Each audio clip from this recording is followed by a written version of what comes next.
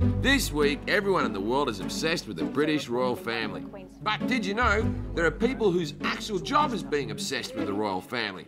Blimey, if anyone can sell me on this monarchy idea, they can. First up, editor of Majesty magazine and Camilla Parker Bowles lookalike, Ingrid Seward. Next up, Thomas J. Mace Archer Mills Esquire. He's the chairman of the British Monarchist Society, a society he made up. But he does have a medal, so I guess we have to listen to him. Pip pip. And finally, royal commentator Richard Fitzwilliams.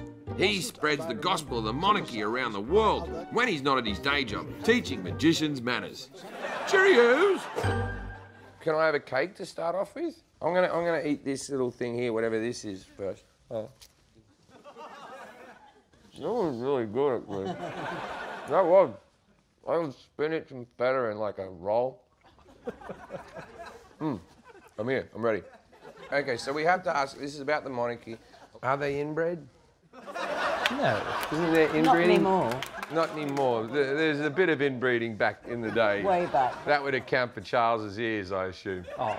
We all agree. No one wants Charles, do they? We all want to go straight to William. Yes, I do. No, well, that's no. not the way the system works. If the Queen dies and Charles just dies like a week later... You're going to be like, you're trying to be like... That is just wrong. I don't stop there. I'm not that excited about Charles. I like William. And I've got to say, George isn't living up to my expectations. I've been watching him. I don't think he's going to make a good king. You don't think he's got what it takes? I don't think George has got what it takes. Charles, in some respects, he's done exceptionally well. Look at the environment. What did he do for the environment? The lawnmowers and the strimmers at Buckingham Palace, they run on biodiesel because of the Prince of Wales, along with his Aston Martin collection. The Royal Train runs on biodiesel. The Royal Train? Of course, you've got to have a royal. We're not wasting too much money on these people. They have their own train. The Queen does travel with all of the rest of the population. She does not. I never saw her down on the tube. She never got on and went, oh, I'm on the Central line. I mean to be on the Northern line. She's never done that.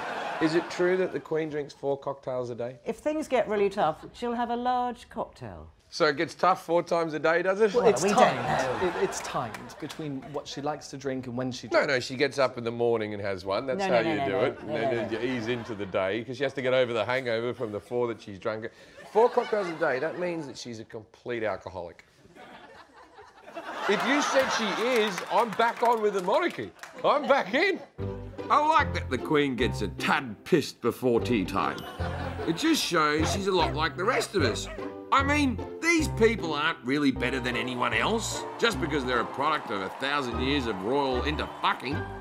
Why is one person's life more important than anyone else? Why should we revere these people just because they were born into this family? The monarchy are very much trying to remove that reverence because it is old-fashioned. I think it's rather nice, but I like it myself. But we don't count for the majority of the population. No. But taxpayers pay their... Why? No, oh, no. No? All right. We're going to go blows here. Okay, all right. Fisticuffs. Have I offended your honour, good man? Can you hold my medal, Ingrid? Because, no... Are you going to punch him? Yeah, no. In America, you'd say, hold my gold. So the biggest misconception is that the British public are shelling out hand over fist and say, nice old lady, let's feed her and clothe her and home her. And that's not the case at all. So when we understand... Yeah, I really want to shove one of those on my mouth. Go have one. But the thing is, the trouble is that a lot of people in Britain think that too. It's not just going to the Treasury and shoveling money in the Queen's handbag. It doesn't work that way. And they may have a point. While some say the royal family cost Britain about £350 million a year, they actually boost annual tourism revenue by over £500 million. £500 million? I say, that's a lot of rubbish souvenir plates. Snog, marry, avoid. Prince Philip, Prince Andrew, Prince Charles. Does it have to be now, or could it be a few years ago? All of them in their prime. Oh, all of them in their prime. Oh, that's a game changer. Prince Philip to snog. Yeah. Prince Andrew to avoid and Prince Charles to marry. What do we think of Meghan Markle? Fantastic. You've got an American biracial actress who's a divorcee, and she's marrying the world's most eligible royal bachelor. I actually know her ex-husband.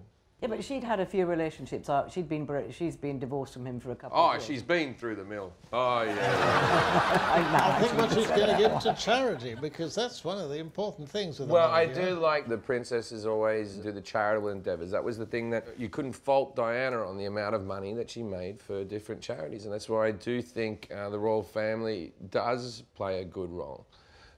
There's a beginning point. I'm not as rude as you think. But and how often do you reckon Philip and the Queen have sex? Just ballpark. What do you reckon? Like now? Or... Yeah, now.